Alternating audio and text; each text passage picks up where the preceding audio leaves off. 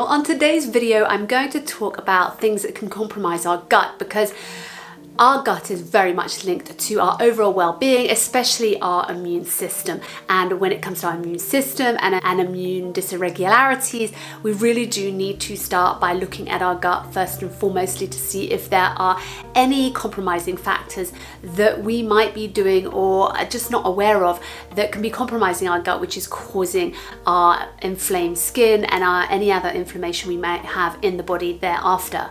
What is up, you guys? Welcome back to my channel. My name is Layla, and on my channel I discuss everything to do with eczema, TSW, any other skin inflammatory condition that you might be suffering with. This is the channel to be watching. On my channel I discuss lots of natural healing methods that you can implement in order to overcome that skin inflammation.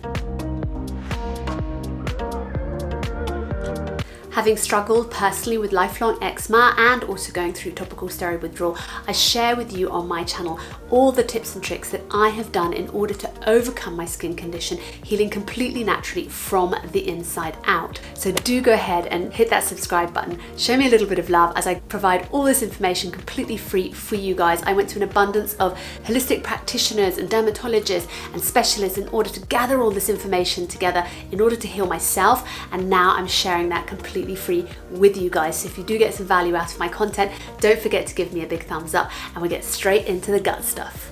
So the health of your gut really depends upon the balance between the good bacteria and the pathogens that reside in your gut. So just to give you a definition of pathogens are the bad bacteria. They cause the viruses, they cause the disease, and they also cause problems in your immune system. So you want to minimize your pathogens and maximize your good bacteria.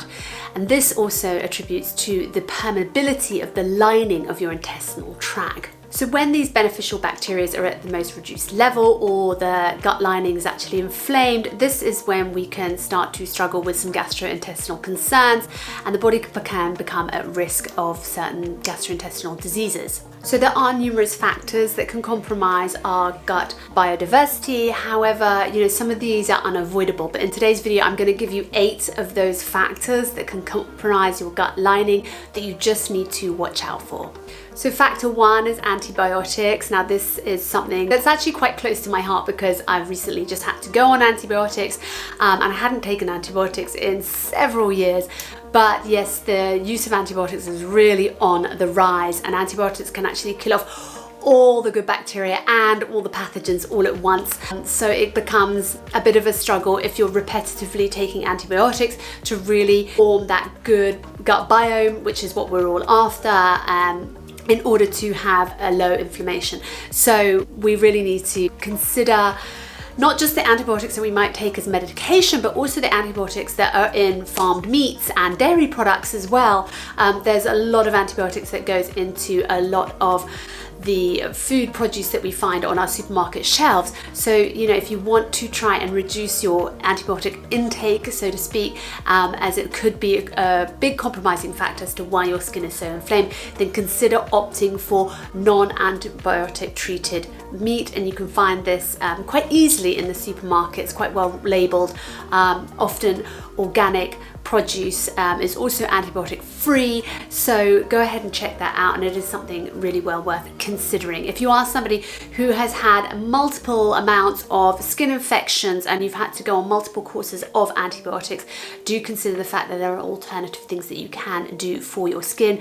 However, I do completely understand that if you are in the thick of your TSW and your skin is completely chronic, that you are required to go on antibiotics for your skin. But try and consider alternatives, ways to manage your skin whereby you can just get off that antibiotic carousel so that you can start forming some really good biodiversity in your gut. Next up, number 2 is processed foods. I think we're all guilty of this one. Processed foods, the Western diet, it can really attribute to a lot of gut inflammation, and by sticking to healthy whole foods, fruit and vegetables, you're really increasing your opportunity for that microbiome to really flourish and to have that really, really good flora in your gut, so that you can have the well-balanced and healthy gut lining that we're all seeking in order to eliminate and alleviate our skin inflammation. Number 3 is those refined sugars, those hidden sugars. If you're eating a diet that's very rich in sugar and refined carbohydrates, you'll find that it actually feeds the pathogens that causes that imbalance in the gut.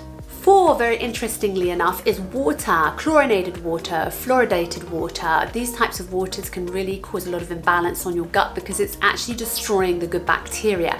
So bear in mind and choose things like a water filtered system. You can have those Jug by Britvit. They do those water filters that you can keep in the fridge. You literally fill it up with your tap water and allow the filtration to eliminate those fluorides and those chlorines.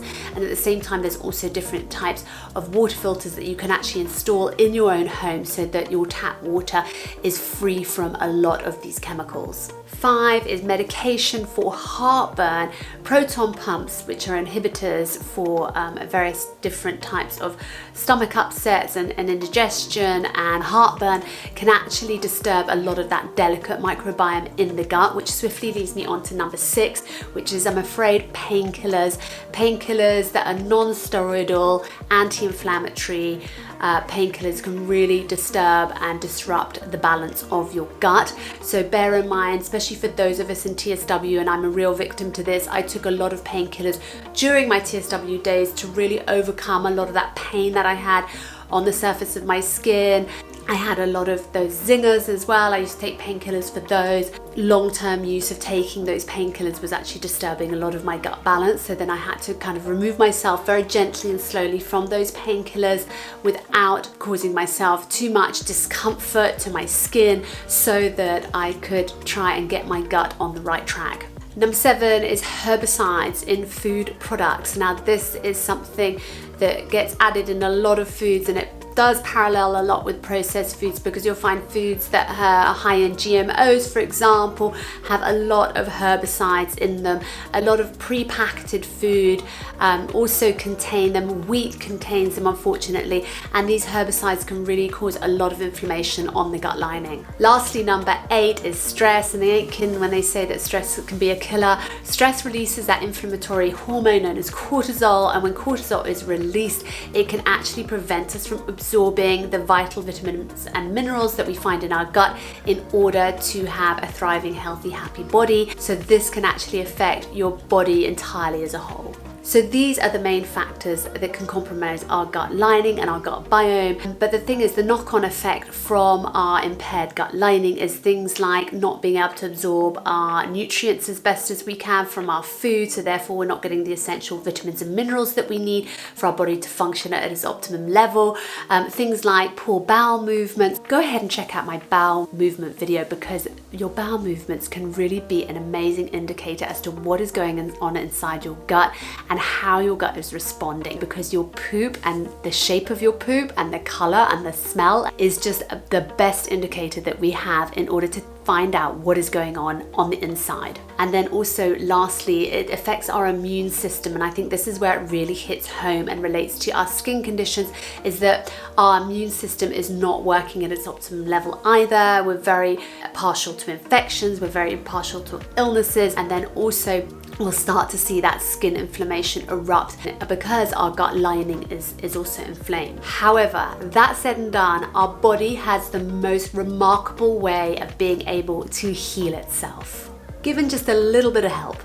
In order to achieve maximum healthy skin, we need to work on our overall health in general, and that always starts in the gut. You want to be able to remove those toxins and replenish that good bacteria. So do consider your diet and what you're putting into your gut, because that is really the most essential part of healing that you can possibly do, and it really starts with what you're eating. So do consider things like eliminating dairy. Try it for 30 days and see if you see a difference.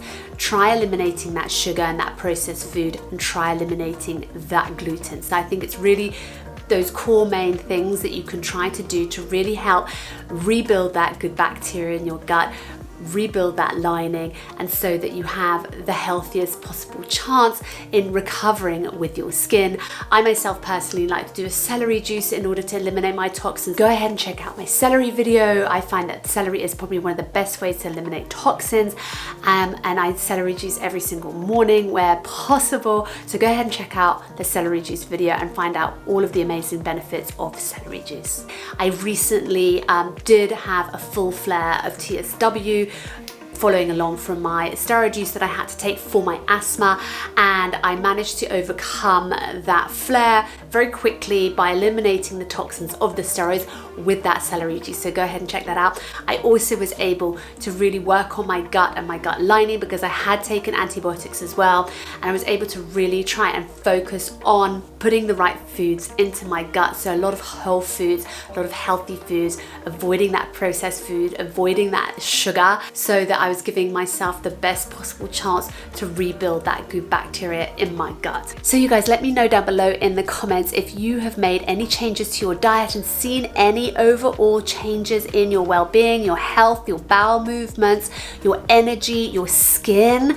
I'd love to hear your feedback. So lastly, I do want to cover probiotics, which I want to actually make another video entirely about probiotics on its own, because I feel like there's quite a lot to talk about probiotics. I know a lot of us do take probiotics, but believe me when I say that really fueling your body with the best nutrients from your food is by far the best probiotic that you can be giving yourself. I know a lot of us really want to speed along our healing process, especially for those of us who are in the cruxes of our TSW, but do take the consideration to understand probiotics before you know what you're taking, because some of them can actually be very, very high in histamine, and if you're trying to overcome that extreme itch factor, the probiotic might actually be doing more harm than good. This is my own personal experience. Know that I'm not a doctor, I'm not a medical practitioner, so do go ahead and consult your medical practitioner when it does come to looking at probiotics that can actually support you during your recovery.